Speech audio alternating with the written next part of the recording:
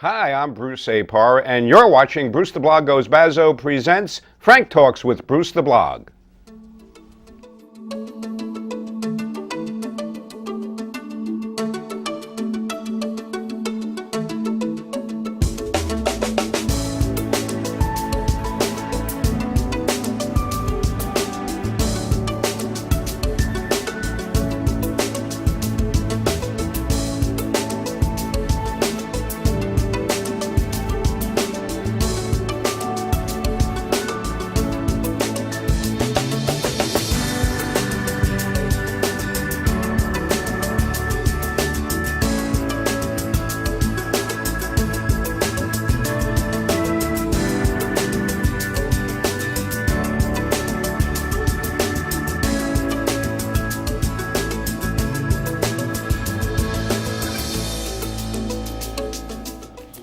Hello again, and we want to remind you, of course, as we do every show, that we're brought to you by the Penny Saver and our parent company, Chase Media Group. And I want to introduce one of the heads of Chase Media Group, my co-host, Frank J. Rich. And we thank Frank and our CEO, Carla Chase, for putting us up on the show. I also want to mention that you can now watch a lot of the shows. More than 30 of the shows are now on our YouTube channel, NCN Local TV. All you need to do is go to YouTube and type that in the search box, and you'll see all the videos that you can watch on your computer at any time, as well as our Facebook page you might want to check out, which is currently Bruce Goes Bazzo. We want to welcome our guest, Dario Gristina. Dario, welcome. Thank you for having me. Pleasure to be here. And of course, we've had you on the show before, Dario. It was in March. Yes. That you announced that you're running in a Republican primary, Republican and conservative primary, correct? Correct. Which is now getting very close. It's September 13, and you're challenging the incumbent Assemblyman for the 94th District, Steve Katz. Yes. And just, not to confuse viewers, but there was redistricting, and this is the former District 99, and now it's District 94. Correct. Yeah, but so I remember at one point, that show that we did, you weren't sure who you were running against. You thought it might be Sandra Galiff, right? That's exactly correct. And so, but I guess that doesn't matter to you. Like, in other words, you didn't know if you were running against Assemblywoman Galiff or Assemblyman Katz, but maybe this is a good time for you to explain why you are running. Well, you know, first of all, thanks for having me on the show again. It's a pleasure to be here. I've been asked that quite a bit lately, and I'm an immigrant. I came to the United States when I was 17 years old. I love America. America is my home, is my inspiration, my pride. And over the years, I've seen things that I'm not very crazy about, both at the state and federal level.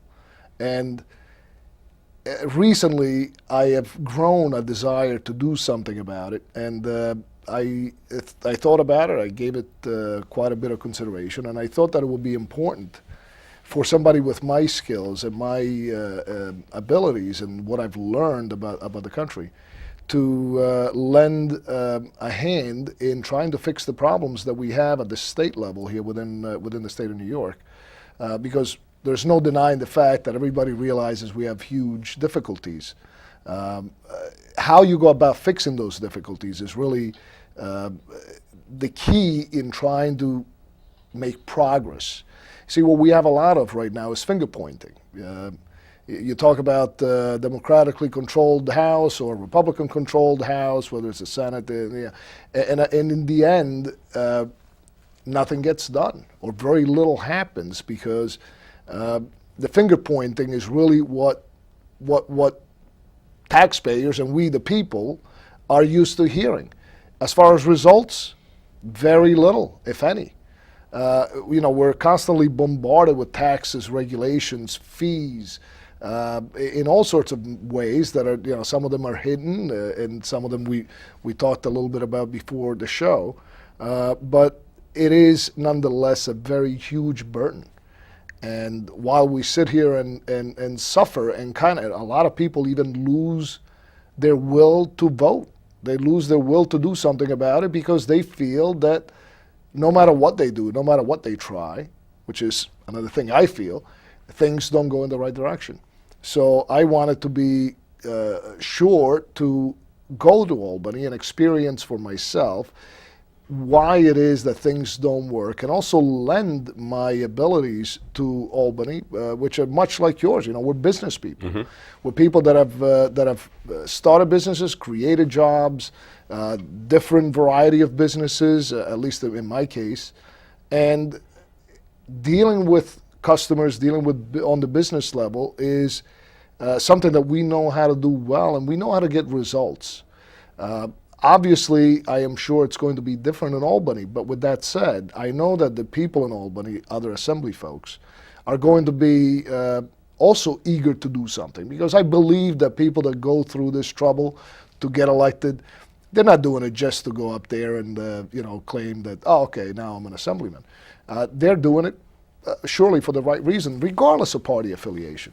So there has to be a way to come together and work on issues one at a time. And that's what I really look forward to doing. Well, now Assemblyman Katz, who is also a Republican, you're challenging him in the primary, the Republican and conservative primary. Yes. Also is a successful businessman. He is a doctor of veterinary medicine, so he's in the medical profession, but he's a businessman who runs his own practice. And he also ran and won as an outsider, who was saying many of the same things that you're saying. I mean, he was not a politician, Right? just as you are not, right? Currently, you're a businessman. So, where are the differences? Well, the difference I see is in the style and the manner in which you go about doing business. They call my opponent Dr. No. Okay, Dr. No, why? Because he has, in essence, voted no on just about every bill that has been presented before him. Whether that no came from a sound judgment of that bill, or whether it came as a protest of whatever the bill was purportedly doing, or whether it came from not having enough time to read it, those are the things that don't bode very well for people. You have to try. You have to work hard. You need to be able to constructively work with others. And when you vote no on everything, you're not going to work very well with others, okay? You've got to at least try. So, look, I'm not saying that I'm going to go to Albany and become a Democrat, because my core fundamental views are very different.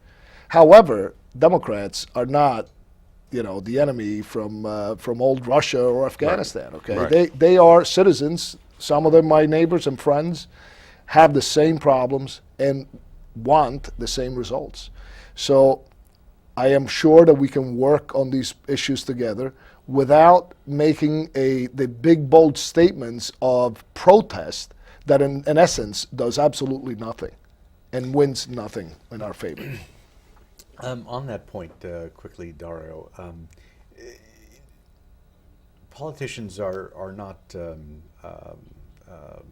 without the pronouncement that, as you just made, that they're sure that they can work together, reach across the aisle, so to speak. Right. What endows that process differently than it has in the past, since it is typically not the case? Voting is down across party lines. It's right down the party lines. Well, it is, but it isn't always like that. I mean, if you look at the vote counts, it is never exactly on the party line. Not exactly, but pretty close. It's close. So Yeah. what that means is that you do have people that sway their vote depending on the issue. So the ability, the inherent ability of an individual that is trying to make things work is also to do that, to lobby people that would otherwise vote against something that you are trying to do that you believe is good, and to sway that opinion, and to try to convince and work with them in manners that are consistent with the benefit of the people of the state of New York, and especially the people of our district. So those abilities are what I bring to the table. The discourse, the dialogue, the understanding, and the decision, the ability to influence a decision simply by being eloquent and trying to do your very best for the people of your district. But also, what about the fact that and we've seen this many times, campaigning and serving are two different things, by which I mean, that phrase, you have to go along to get along, is no more appropriate anywhere than in the political process, right? I mean, and so once you get into that system, in this case, in Albany, I mean, isn't it also true that you have to conform to a certain, if not significant degree, right? Truthfully, I wouldn't know. I've never been an assemblyman, and I'm not claiming to be. I mean, my opponent has been there for 2 sessions, so I wouldn't call him an expert on this matter either. But I know that, look, people are people, and I've been in several situations throughout my life dealing with all different kind of backgrounds, and I've been to Albany, and I designed legislation. I've worked with assembly people and people from the Senate, representatives. So I'm not totally foreign to what happens. And in essence, from my view and from what I've seen, it's just a bunch of people trying to get a job done. Party lines, excuse me, come into play, but ultimately, just by the indication of the voting, how it sways, that you have people that you can talk to, and some are going to be, kind of like my opponent. No matter what, they're going to vote no matter what. But some of them, and hopefully a good number of them, are going to be approachable, and you'll be able to talk to them, and you'll be able to express what you're trying to do, and illustrate the benefits, and hopefully they'll be able to see things your way. So that's the way I see it, and I truly hope that that's the way it is, and I'm pretty sure that that's the way it's going to be. But I was going to say, without dwelling on it, Dario, and then we'll move on from that particular topic, but if you've looked at the specific bills that Assemblyman Katz has voted on, wouldn't there be some of them, or I don't know how many, that you also would have voted no on? Yes, right? there were. Right. But there were some that would have clearly voted yes. One of them is... So you have looked at them individually? Of course, I have. Yeah. I mean, I am making it my business to be very informed. There was one bill, which was a bill on the equality of wages based on gender, race, and nationality, which... I don't know whether, again, was a protest against what, I don't know, but our current assemblyman voted no, while our senator, Greg Bohl, voted in favor. The bill passed anyways. So why would you vote no on that? It's beyond me as to what kind of stance or position one was trying to take. Right. So you're not certain of why he voted no? Well, in the end, the only record you have is either a yes or a no. So it's a no. So you have to infer that he will be against equal rights and equal pay rights for women and race based on race and sex, etc., etc. Yeah. Isn't it possible that Assemblyman Katz had good reason for voting no, and that those reasons have been described and expressed? And it is possible, and I don't know if there were any reasons beyond that, so I can't speak of it. Okay. I mean, I only raise that because the partisanship in politics often gets in the way, that you see a difference in voting across the aisles, a little bit of a difference. Right. If it's more than 25% under most circumstances, I'd be very much surprised. It historically has not been the case across the national landscape and in regional, state, and local governments. Parties mean a lot to people who are in them, it appears, although that is changing. More and more people have either limited or walked away from their party affiliations in favor of the things that you have just spoken about passionately, and that is to find solutions collectively with people of different opinions and views of things, to demonstrate or apply the skills necessary to negotiate, and perhaps which come more naturally from business, to draw a consensus around something that is for the greater good and for most people, as it were. And I think that's fair. That's very fair. Okay. I couldn't agree with you more. Yeah. Okay. Couldn't agree with you more. And we wanted to also ask you, Dario, some questions that are in your campaign material, which Sure. Chase Media happened to print, as we do for a lot of candidates. And one of the things you say in there is that you drafted language, and now I'm quoting your Yep. campaign material, that you, quote, drafted language with lawmakers to save ratepayers money on their electric bills, unquote. Yes. So how did that happen? Well, I also happen to have invented a few things in the field of energy management. So I have 2 U.S. patents. I have a few other patents that are pending. One of these devices was aiming at providing customers, ratepayers on electric, real-time information as to the real-time pricing of the electricity commodity. Not too many people are aware of the fact that electricity is traded in real time, much like oil and other commodities, corn, and et cetera, et cetera. Like gasoline. Like of course, yeah. gasoline, Yeah. that's right. And the price of electricity fluctuates throughout the day. The fact that we are getting billed, most of us, the vast majority that is, on a flat rate does not mean that it takes into account. The flat rate is basically an average down. Right. Okay? Right. Now, because of the fact that we don't know instinctively when the prices are highest, if we did know, it will probably, and we could gain a benefit from it, from saving money, it would alter somewhat of our behavior. I'll give you a simple example. If you had a choice between putting your electric dryer on, whether it's right now, or an hour from now, or 6 hours from now, and be able to save $2, would you consider that? Right. Yes. Okay, so those are the kind of things that we need as a country, but are being often overlooked. And I'm sure in time we'll have that system. People say that the people against it would say, well, it's too complicated, this, that, the other. But I think that people nowadays are very used to price signals. They're very used to finding new and clean, innovative ways to save money. So if you had a little device with graphic bars from green to red showing you the real-time price of electricity versus your home's real-time usage, and if you saw both of those being in the red, wouldn't you go around and shut some things off? So those are the kind of innovative ideas that occasionally spring out of my head.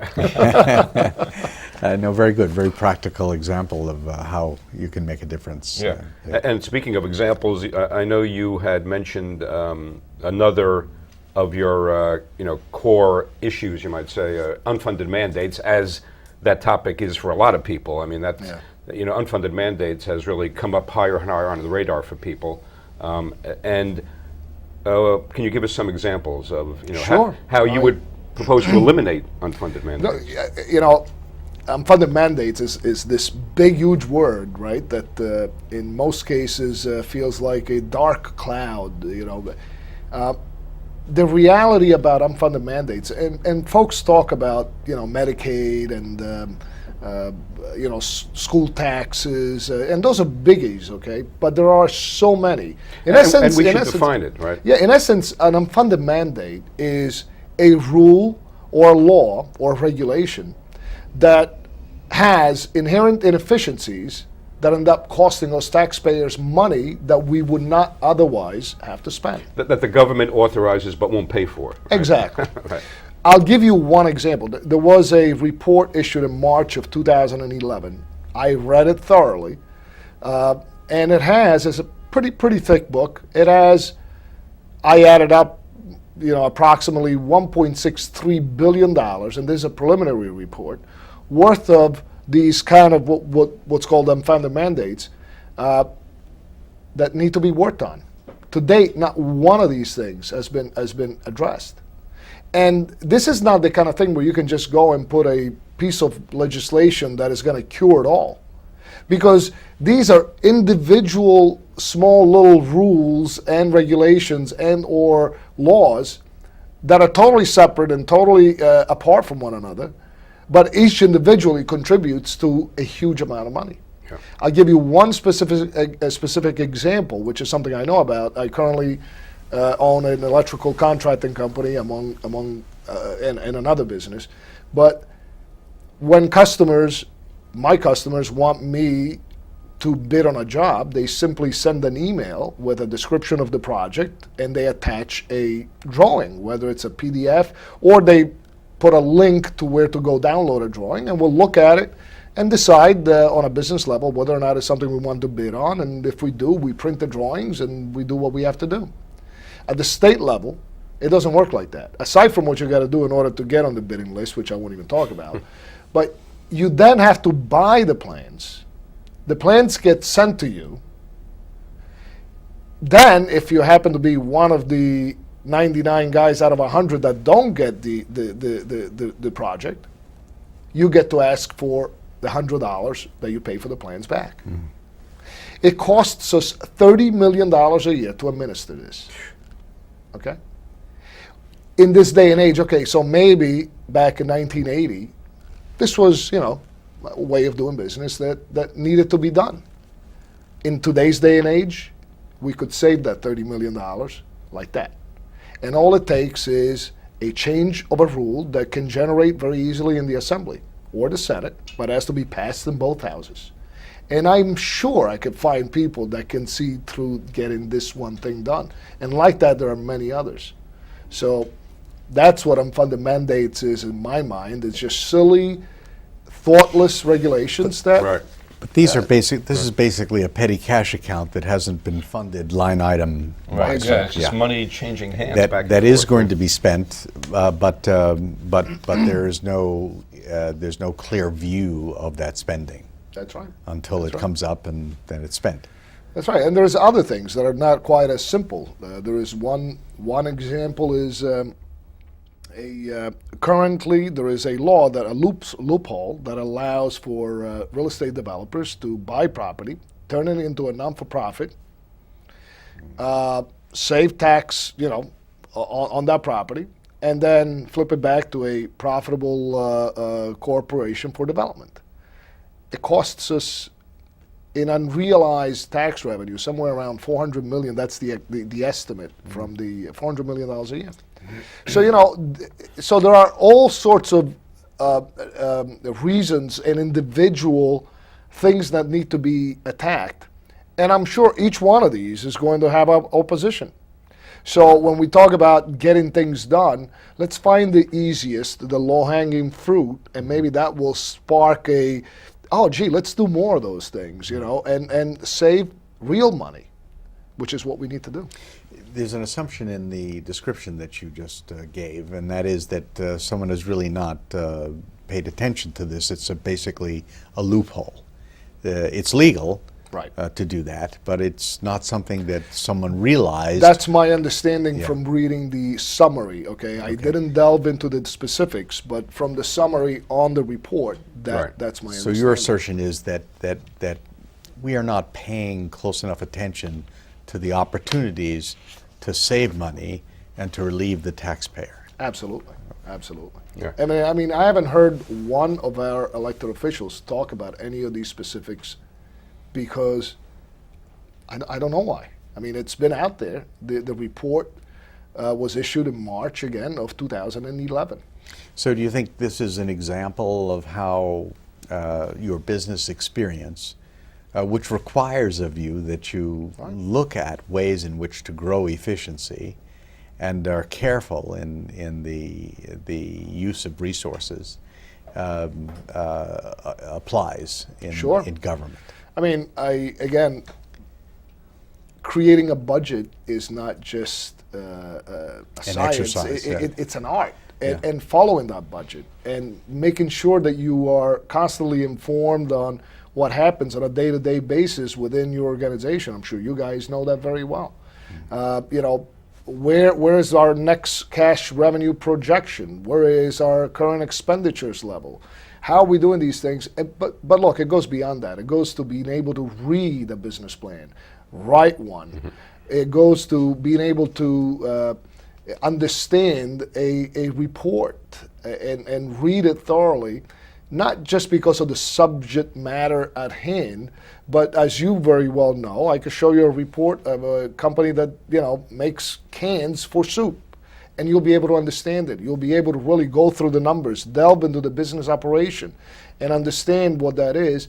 That comes with that business experience, and and again, not to take anything away from my opponent. He's a small business fellow, But there's a difference between a professional, which is what he is. He's a doctor, and somebody that grew up in the business world, starting companies with 2 dimes and hiring the first employee and going to 100 and 200 employees, and I've had all the experience also the other way.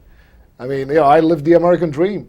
The American dream is not happy all the time. We've had our problems and our issues, but you learn from those. Right. You learn so much from both the upside and the downside. Yeah. Just to pause on that point, isn't it, though, exactly the point that, yes, you're right, as a businessman, I would be able to read a business plan, and my experience would give me clear indications as to its suitability and workability. But government proposals and so-called government plans are written in different language than businessmen are used to. Yes. And it requires an understanding of that legal language to know the difference between what is said in one sentence and another. Much of that is arcane. It's difficult to understand. It's difficult to communicate about because we don't really understand. That's why we hire attorneys to look at documents or prepare them. And if you've ever done a lease, and I'm sure you have, you can understand that a simple agreement to provide space for someone over a period of time for a price, accepting reasonable living habits, becomes a 15-page document. Right. Now, Frank. And by the way, reportedly they're written in English, but it's not always apparent. Well, first let me tell you that I made it a point in my business career to educate myself on contract writing. So for the past decade or so, maybe even longer, I've written all my own contracts. I get them checked by a professional at the end. But and I do understand that the language is and the technicalities behind it are very different. And I also don't want to be misunderstood in the sense that I know inherently that running a government is not even close to what it's like to run a private business. I understand that. I do. And I'm not suggesting that we, begin to start to try and run a government like we would a corporation, because it wouldn't work. Just like if you were to run a corporation as you run government. However, with that said, we must find ways within our government to introduce more of the business-like mentality in order to shed the decades of gluttony that has taken us to this point. That needs to happen. We cannot continue to expand our government at the rate it's been expanding. If it continues like this, we're going to end up like, France or Canada, where 60% of the workforce is working for the government. That's not America.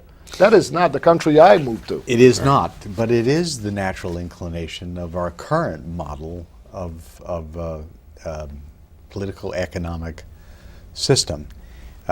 We are increasing the size of government. We are moving from a demand to a command economy. There are clear indications of that. So flying in the face of that is Dario Gristina. Right. What could we hope from a champion of goodwill and good sense in a political system that eschews it as though it were just sour grapes? And we need, by the way, to do this in about 60 seconds. Because believe Yes. it or not, we're running out of time. Okay, so here's one thing you can count on. I will not use government whenever there is other alternatives. Let's learn to do things ourselves. Let's learn to solve problems as a community, at the county level, at the town level. The less we ask of our government, the better off we're going to be, because intrinsically, every time we ask a lawmaker to do something, to put another regulation or law, we're further impinging our freedoms and further enhancing the power and size of government. So just like I did with the folks in your town, knocking on doors, I came across these retirees that needed help because they were being overcharged by their gas company. I didn't do anything magical. I just happened to find a way to talk to the company and the folks, bring them together. They resolved the issue, and they're both very happy. So there are ways for politicians to be public servants, and that's what I want to be. Okay. Well said. And on that note, thank you, Dario pleasure. Gristina. Yes. Thank you very much for having me on the Candidate show. Dario Gristina is the candidate for the in the Republican and Conservative primary on September 13. As a write-in for the conservative. Okay, right in front of the Conservative on September 13 for the New York State Assembly District 94. I want to thank, of course, my co-host Frank J. Rich. This is Bruce the Blog, and when Bruce the Blog listens, people talk. Thank you for watching. Thank you.